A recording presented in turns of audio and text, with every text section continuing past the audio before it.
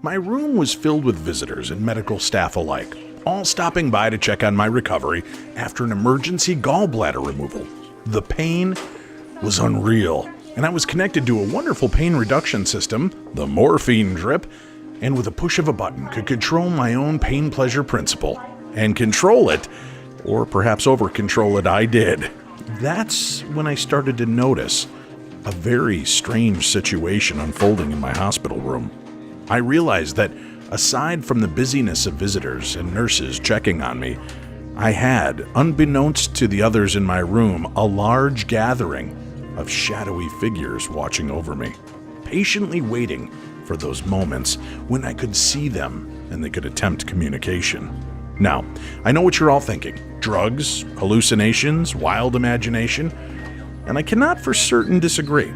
However, I know that these moments, when I could see them, are as burned in my memory more clearly than the conversations and interactions I was having with the living, breathing visitors in my room. Never before had I experienced such a strange and surreal situation.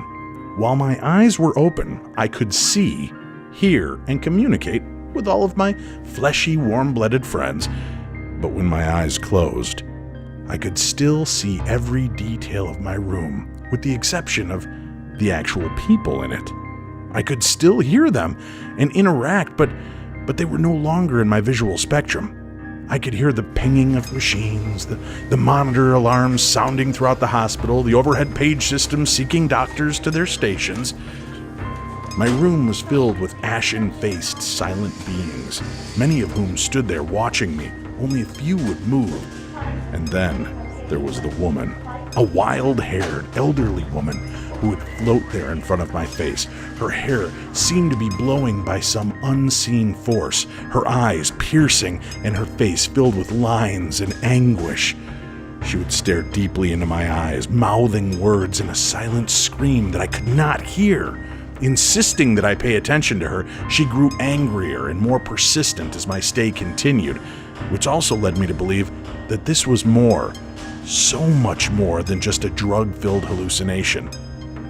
My conscious, or perhaps my subconscious, were wide open to another level of existence, and they knew it. They could sense that I was straddling two realms, and they were opportunists, making sure that I would see and remember everything. Now, one particular day, Tim came to visit. He brought me some snacks and some things to read. It was nice to see him, and we shared some small talk, just chit-chat, mostly about my need for attention and faking illness in order to take time off from work, and then we'd laugh. You better take care of yourself and get your ass back on the air, he insisted with a smile. The dreamy effects of morphine drip were causing my eyelids to grow heavier and slam shut from time to time. Tim would let out with a laugh and poke fun. Morphine, it's a hell of a drug, huh, D? We would laugh, and I would fight to keep my eyes open. We spoke about my son's wedding coming up that weekend and how Tim was willing to give me a piggyback ride to the nuptials if I needed one.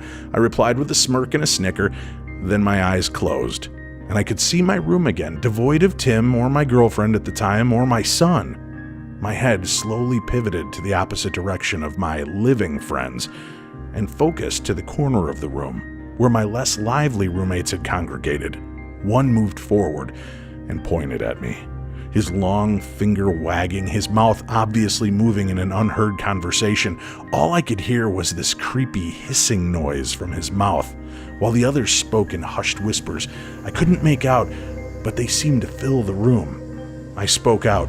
I'm sorry, I just can't hear you. I wish I could. I see your mouths move, but I can't hear a word. Then I heard Tim's concerned voice question me. Hey, D, I'm over here. Who are you talking to? I informed him there were a lot of people here wanting to be heard. There was a bit of a pregnant pause, and I heard his voice cut through my surreal experience, only this time, all the spirits in my room turned to face him as well. Hey, buddy, there's no one over there, he assured me. We're all over here on this side of the room. I laughed and said, good thing, because it's pretty crowded over here and I can see them only when I close my eyes. There was another hesitation. Then Tim retorted, Hey, Dave, are you kidding around? Is everything okay, brother? My head turned to the sound of his voice. It was weird.